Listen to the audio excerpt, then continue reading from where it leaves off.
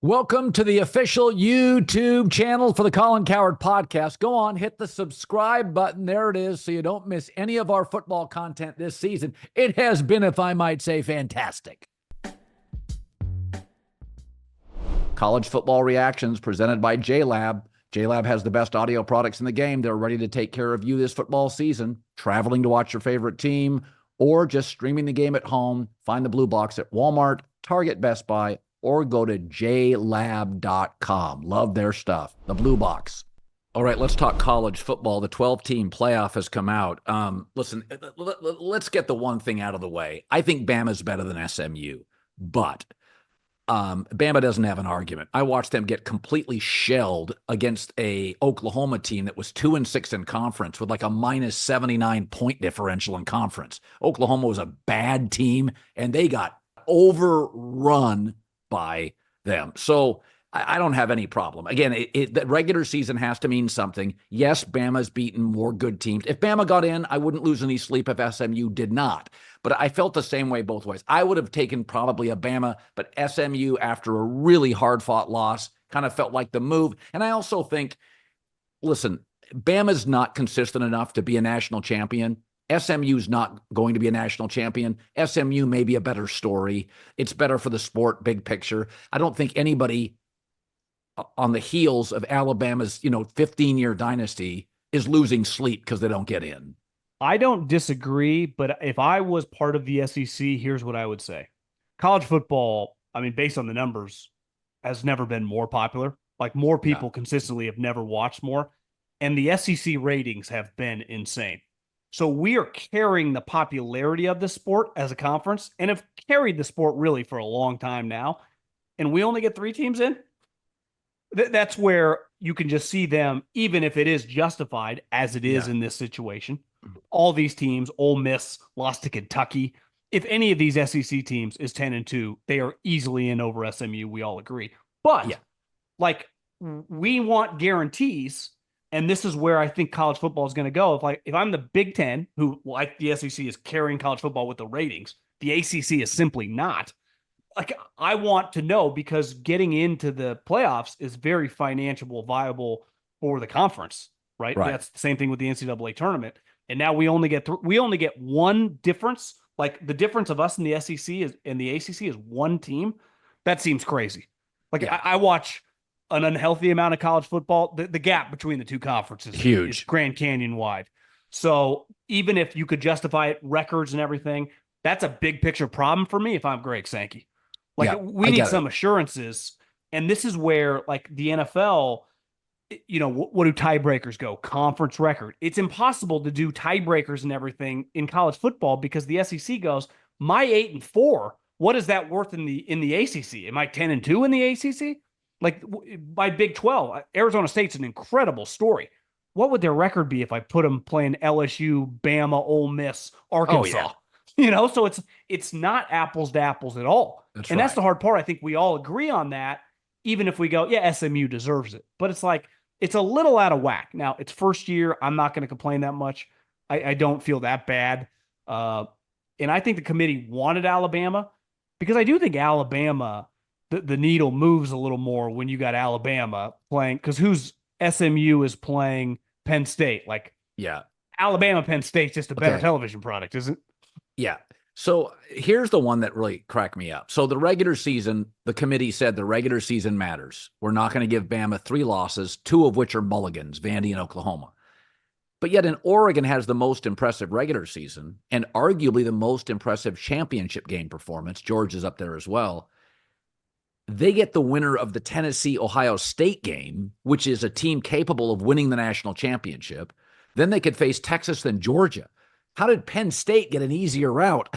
They lost at home to Ohio State and got hammered by Oregon. I think now they play another game.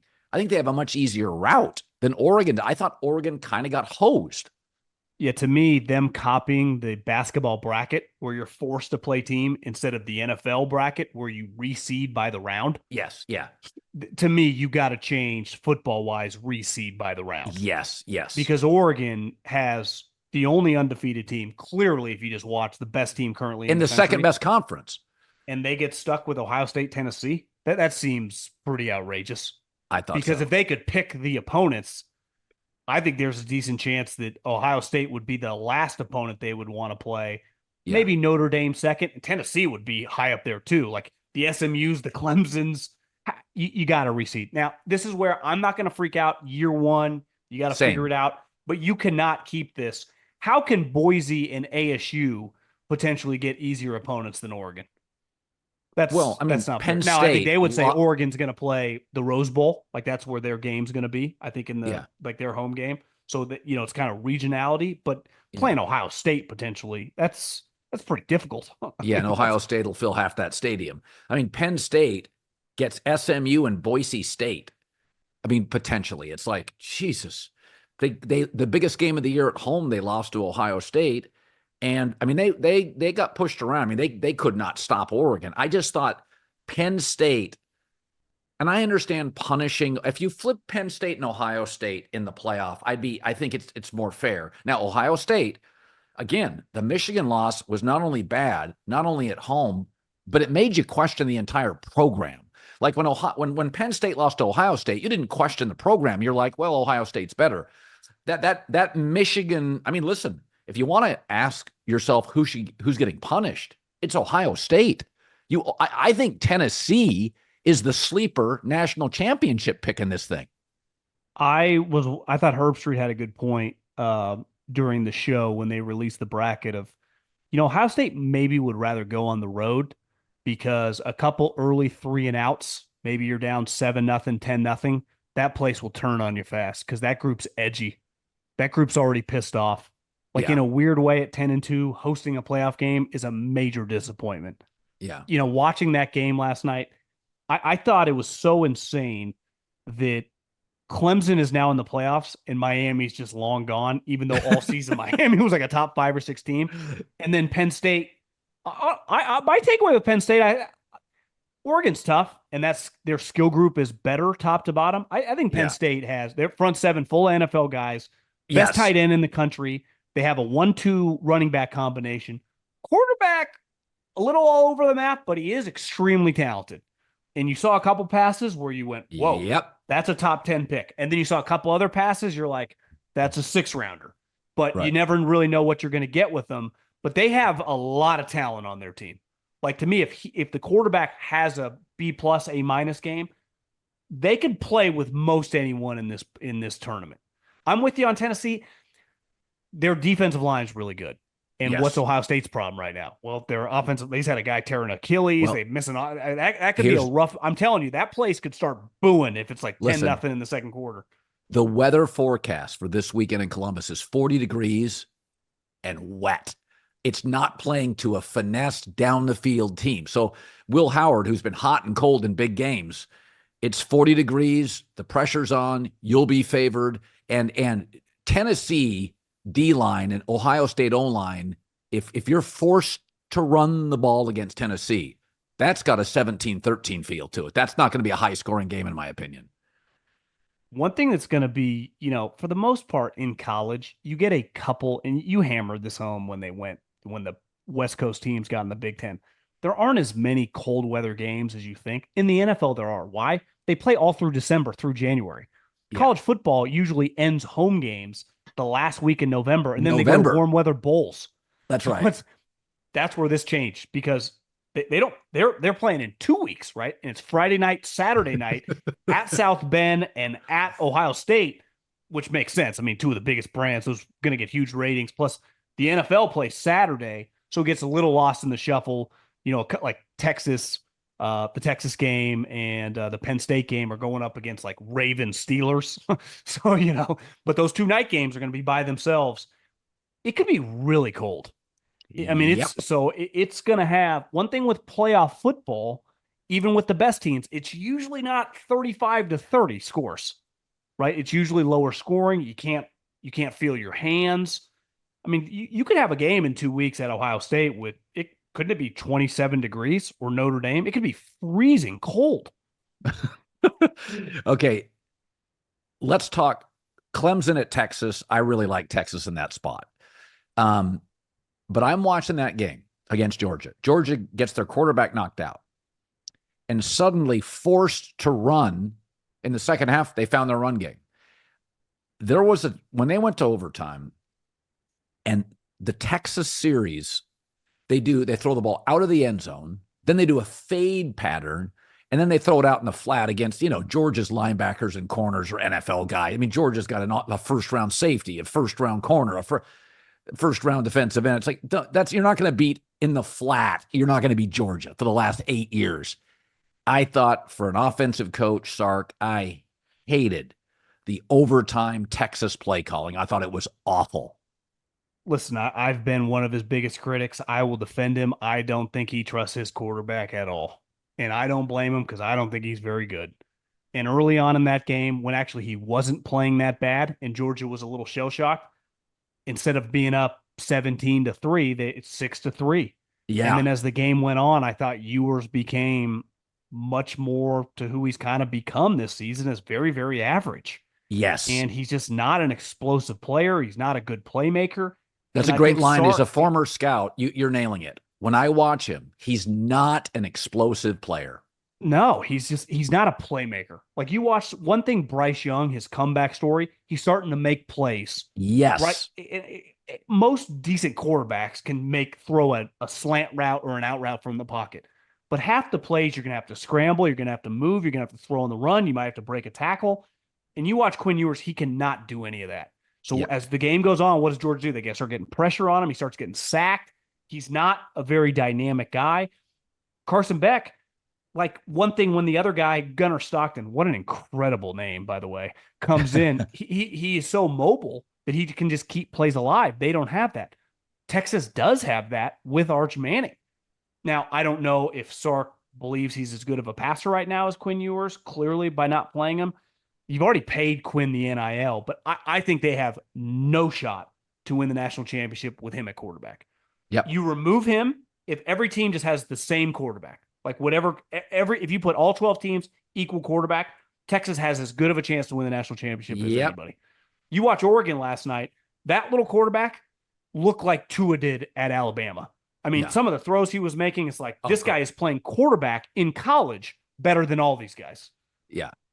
And that's a huge advantage. Obviously, Oregon has really good skill guys, better than Georgia. You watch Bowers. I mean, they miss Bowers and McConkey, but still, Dylan Gabriel right now is playing the best at quarterback for all these teams, even though Georgia, Texas, like, they have a bunch of talent, but their quarterback plays shitty. Yeah, and it's really interesting. When I watch Georgia, they have an incredible defensive lineman, Mikhail Williams. They have a great safety. When I watch Georgia, I mean, they're running backs last night. They're bringing in second, third, fourth. They are running that second half. It was violent. They are running over guys. With Texas, I know they have a bunch of good players, and Kelvin Banks, who got hurt, is a really, really good tackle. But it's funny, when I watched Michigan win the Natty last year, they had Will Johnson at corner, Mason Graham, Blake Corum, J.J. McCarthy. They had about 6 players that even in a game against Ohio State, you're like, wow, those are great players. Georgia's national championship teams. It can be Pickens, Brock Bowers, Ladd McConkey. It can be one of, Jalen Carter. Jalen Carter, yeah. Yeah, in Bama. Ohio State has 4 or 5 guys like that, many at receiver. Caleb Downs for Ohio State, the kid they got from Bama, he'll be the number 1 pick next year. He's an insane generational talent. When I watch Texas, this is weird, John. They got a bunch of good players. But I watch that offense and I'm like, they have good backs. They have good receivers. I don't see a lot of wow. And I know it's a really good roster. But if you look at national championship teams, Michigan last year, Georgia teams, when Clemson was winning, you'd have like a Mike Williams, you'd have a Trevor Lawrence, you'd have a linebacker that you're like, oh, okay, that's different. Even in a game against Bama, that player's different.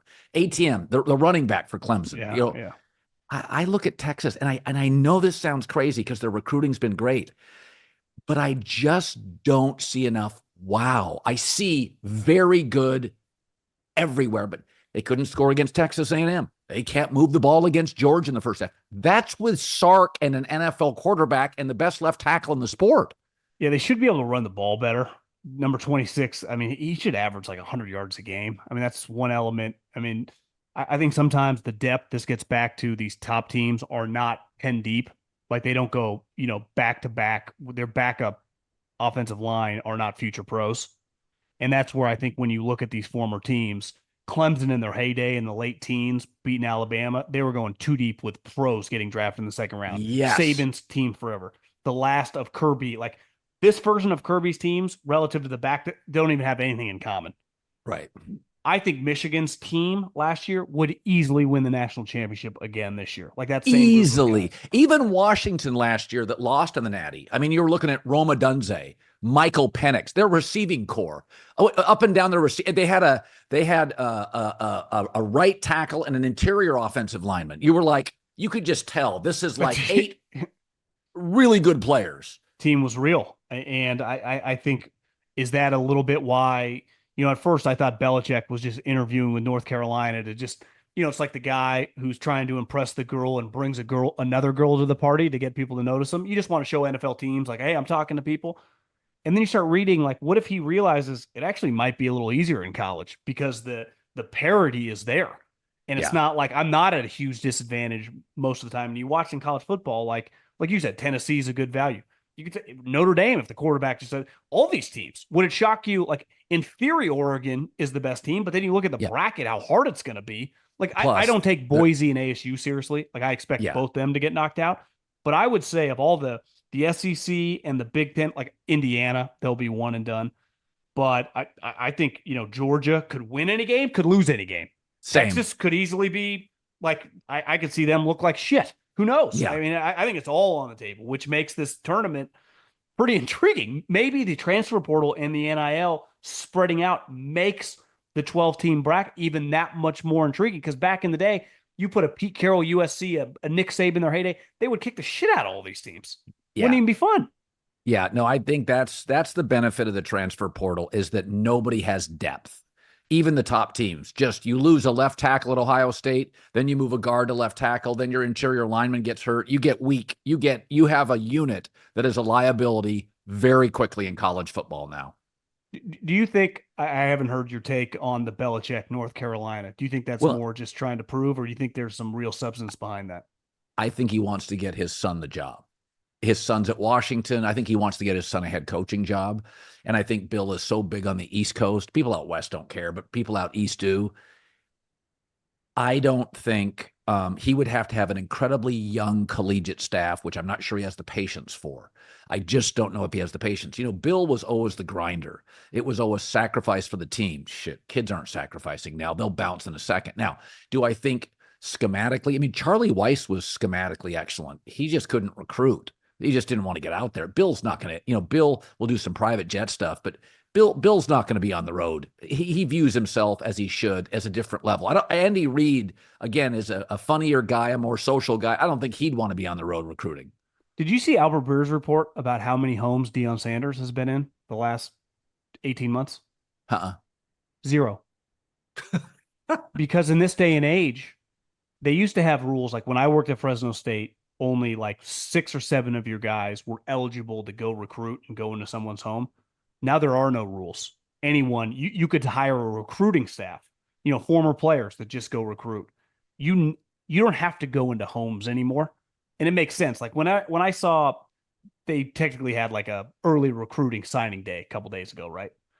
And some of these kids were saying like, this guy just recruited me. No, you got paid the most money. The game has completely changed.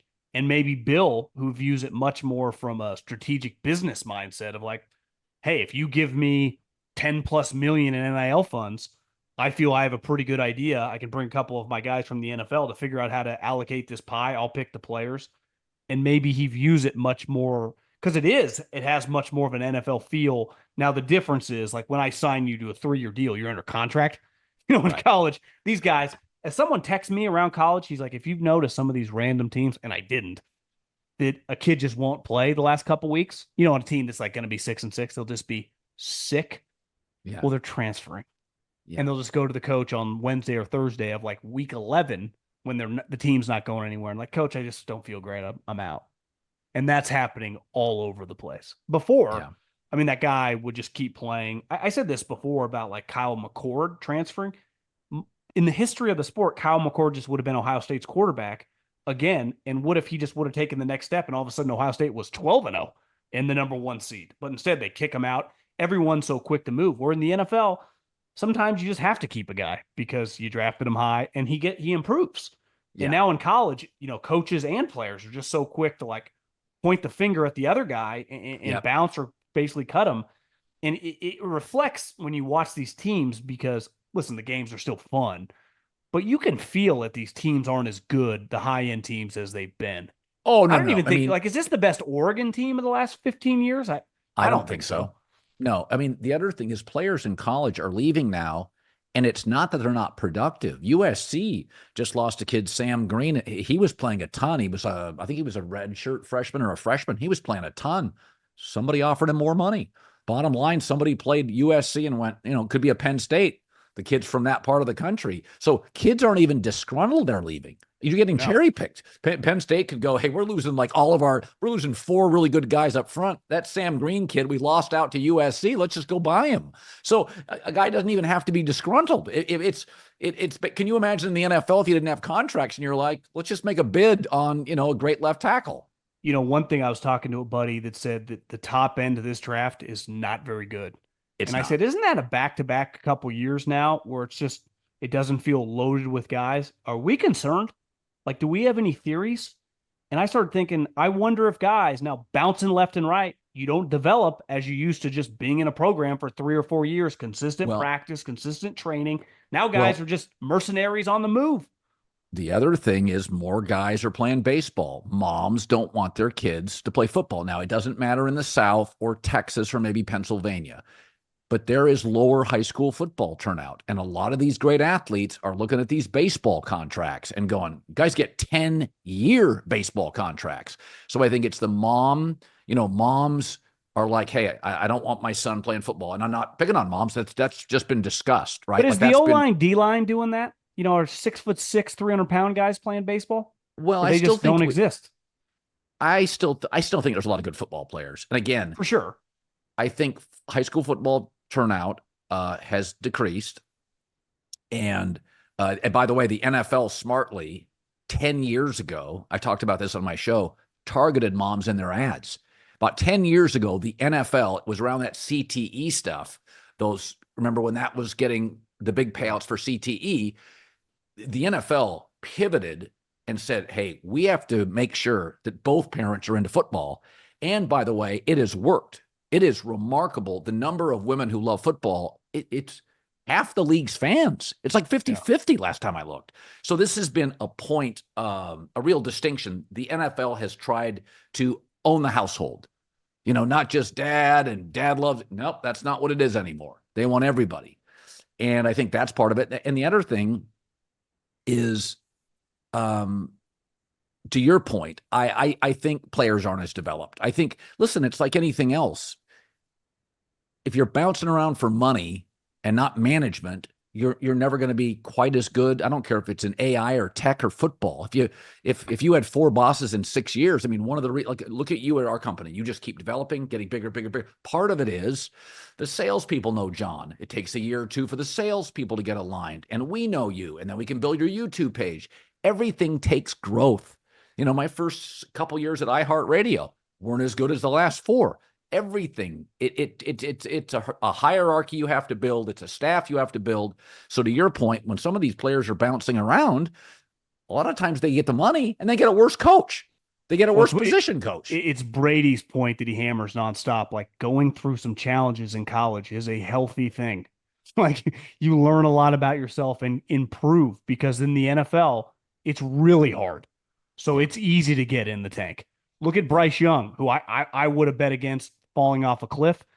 He was mentally prepared for the challenges. Why? He had spent 3 years next to Nick, and who knows, back at, in this modern day, Tua, Jalen. I know Jalen transferred at the end to Oklahoma, but he was there for a couple of years, essentially as the backup going back and forth.